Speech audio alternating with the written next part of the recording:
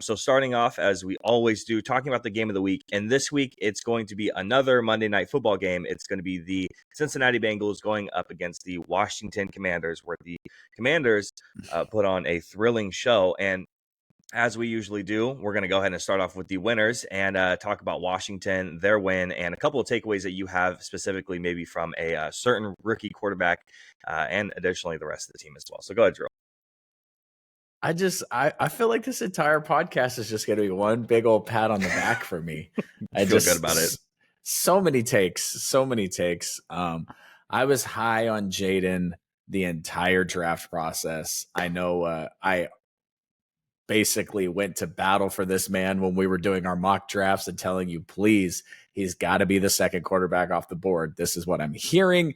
This is what the gambling lines say. We got to take him. We got to put him there. And, you know, we were arguing about how we wanted to do our mock drafts, but Jaden Daniels has arrived. What a battle. Two LSU quarterbacks. I think you saw in this game why I picked Joe Burrow to be my MVP this year, because he was going to have to throw for 500 yards and 5 touchdowns every game for his team to win, because that defense is atrociously bad. Shout out to Scary Terry finally finding a quarterback that'll throw him a deep ball. Absolutely. The amount of quarterbacks that man has had throughout his very short career, it feels like, has just kind of been way too much for a wide receiver that is that good. You don't usually see a carousel of quarterbacks just kind of rotating in and out and in and out and in and out. Yeah, so finally he's actually found someone, hopefully, that will continuously feed him the ball for years to come. He recorded 4 receptions on 6 targets for 100 yards and a touchdown, and one of them was a 55-yard bomb, probably the second best throw of the season thus far, outside of the Anthony Richardson week 1 throw, but that Daniels 55-yard bomb was very, very comfortably in second place. I don't know if you can place that ball any better than that. Jaden Daniels, nearly perfect on the evening, completed 21 of 23 of his pass attempts, 254 yards and 2 touchdowns, averaging 11 yards per completion, and had a quarterback rating of 141.7. He was also Washington's leading rusher, collecting 39 yards and an additional touchdown on 12 carries as well. Yeah, I mean, I don't know what else to say besides he looked fantastic. Again, you go 21 of 23, you put up the highlight deep ball throws, you do the running stuff that you're very good at. Your very first NFL touchdown pass going to an offensive lineman is pretty cool.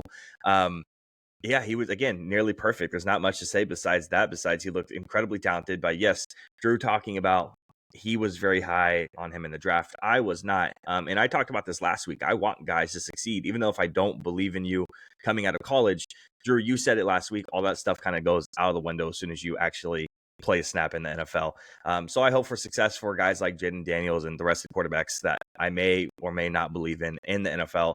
But yeah, he looked fantastic. So hopefully he continues that on. And what a showing to put on national television, right? If you're going to put on a showing, if you're going to arrive, you do it on Monday Night Football. I don't think you could do it any other time besides that. Besides the That's guys what makes stars. That's what makes stars. Yeah, those type of performances in prime time when the lights are the brightest, those are the superstars. Those are the guys who come out on the other side and they show themselves and they separate themselves from just they're not just one among the pack. They are the guy who's going to be leading it. Outside of the stuff that was talented and the stuff that was fantastic for Washington, there was some pretty lows. I would say the offensive line doesn't look fantastic in the run game. Outside of the pass game looks fantastic. Gave Jaden actually a pretty good pocket this game. I think that kind of attributes more to the Bengals defense being horrid than the Washington Commanders offensive line being good, because actually they're ranked bottom 10 in the league. But outside of that, you have Daron Payne and you have your other tackle, Allen, being the 2 highest paid defensive tackles in the league, or their duo being the 2 highest in the league. And yet they're playing horrible. They're playing like 2 undrafted free agents who just made like the 53-man cut. They miss tackles, undisciplined in pass rushes. They have lack of effort on plays and becoming more and more pronounced every single week. You have guys like Johnny Newton, the rookie, outplaying both Jonathan Allen and Daron Payne on Monday night. So maybe keep an eye out on that, especially because, again, they make so much goddamn money. They just drafted, was supposed to be like the number 2 defensive tackle in the draft in Johnny Newton.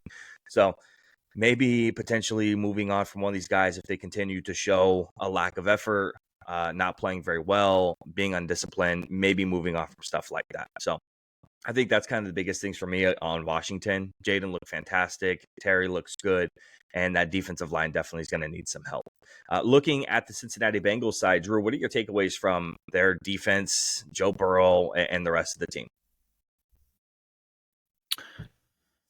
I don't know, man. Are we gonna put the Cincinnati Bengals on Bill Belichick watch here? Is Zach Taylor in trouble? It's just you go down the roster and it just none of this makes any sense. And I think it just goes to show you as a head coach in the NFL, if you can make it to a Super Bowl, how much equity that buys you. You know, does Absolutely. anyone remember that the Bengals were in the Super Bowl a couple years ago? Does anyone remember that? I know it's all hail Mahomes lately, but they beat him and they went to the Super Bowl. Now they Yep. didn't take it home, but Zach Taylor, the team has not looked good since then. And I know Burrow's been hurt last year, but Right. he looks good this year. Jamar Chase finally got active. T. Higgins is back. Their running back situation is super questionable, like we talked about in the offseason. Meanwhile, Yep. Joe Mixon looks like a stud for the Houston Texans. Maybe Yep. not last week, but he has. So I don't know what the answer is. I think the Bengals, I would like to get in touch with the most loyal of Bengals fans and just ask them, like, what do you think is going on with your team? Because I know what's going on with my team. I Yep. know you and we both know what's going on with my team. We both know what's going on with your team because we follow them so closely. But Yep. looking at like the PFF grades and EPA per play and all these advanced stats, it's just like, what is wrong with this team? Why Yep. can they not get it going the right way? No, I'm right there with you too. This week, obviously, they put up a little bit better of an effort on the offensive side of the ball.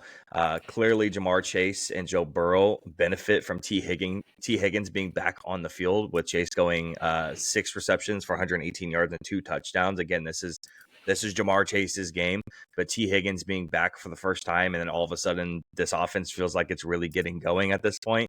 Feels like it's showing how important a guy like T. Higgins can be, getting opposing defenses to look at the other guy on the field. You can't double up Chase anymore.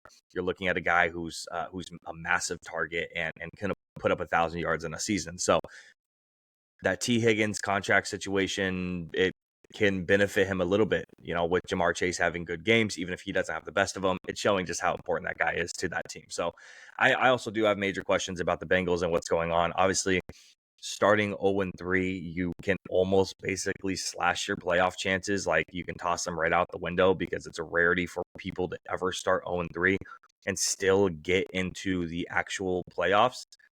I just don't know if it's going to happen. Pittsburgh being 3-0, Baltimore is 1-2, and the Browns are also 1-2 as well. So there's still a chance, but I don't see it coming to fruition at this point. And I think Cincinnati does not have a lot of time to figure it out. I know everyone says, and we do too, it's a long season. It's just the beginning. But these first couple of games really show and really kind of define what can go on for the rest of the season. So. Well, especially since your 2 superstar wide receivers aren't under contract. Yeah. I mean, I know Jamar Chase technically is, but these guys want to get paid. And, when was the last time we saw a superstar play on the 5th-year option? It doesn't happen very often. No, guys like that, no. It is a rarity.